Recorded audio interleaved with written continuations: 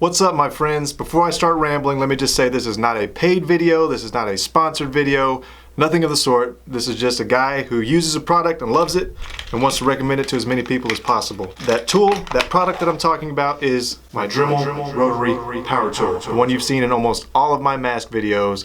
The most useful tool that I've probably ever had in my life. And it was a gift from my brother a few years ago because once I really started getting going with these masks, I knew I couldn't just keep using scissors and a knife, which if you go back to my old videos, you'll see that before I had this, that's what I was using. I was using scissors to cut the plastic, a knife, and whatever tools I could find around the house. You know, those got the job done, but once I got the Dremel, things really started cooking because this thing makes life a lot easier if you're making masks. And it's also a good tool to have even if you're not making masks, just to have around the house, because I've used it for other side projects from time to time. I know that in the videos all I say is using my Dremel power tool to cut the plastic, which doesn't explain anything to you if you're not familiar with what this tool is. And also I think I told some of you that my Dremel was the 100, this is actually the 200, so I apologize for lying. It was not intentional. This one I believe is about 50 bucks at Walmart, and the Dremel 100 is about 30 bucks at Walmart, so they're definitely very affordable. My Dremel has 2 speed settings. I believe not all of them have that, and this one is low and high.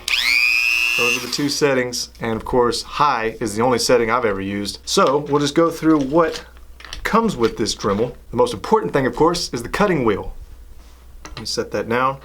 This thing is the most productive bit that I have or that I use. You see it in all of my mask videos. I'm always cutting something, and that wheel is what does it. And they have different wheels as well. There's also this reinforced cutting wheel. Haven't used that.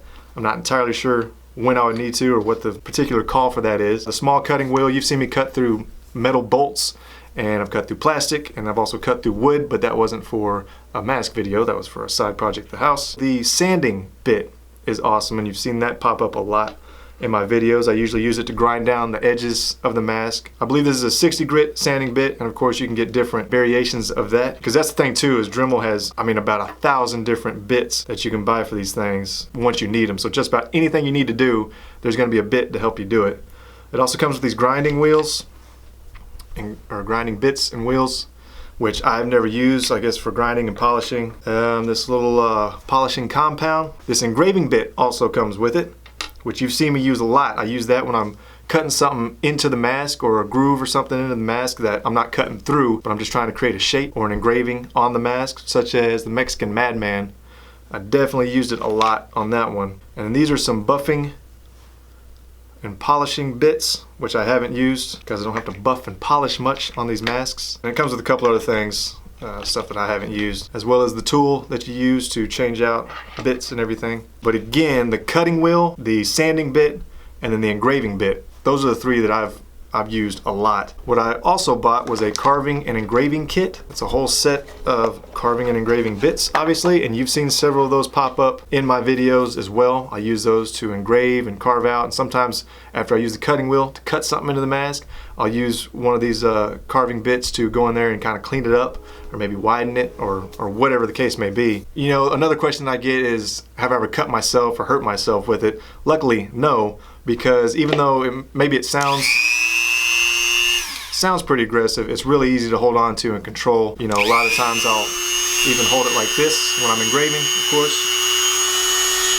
So now you can hold it really steady whenever you're cutting. And of course you've seen that plenty of times in my videos, but the only drawback I would say is how loud it is, because my neighbors are very close to me. No one's complained yet, but I always feel like they're over there cussing my name because it sounds like there's a dentist doing work all afternoon long when I'm working on a mask. So hopefully that gives you a good visual of this tool. I mean, there's not much more to say about it really. It's always been completely reliable for me. I've never had a problem with it. If you weren't really sure what a Dremel power tool is, I hope this was informative. If you were on the fence about whether or not you want to get one, then I hope this was persuasive. And if you're just watching this video because you're waiting for your Hot Pockets to finish cooking, then I hope it was somewhat enjoyable. Oh, and by the way, these shirts are available on Amazon, so it'd be cool if you go get one. There's a link in the info for it. Thanks guys. Later.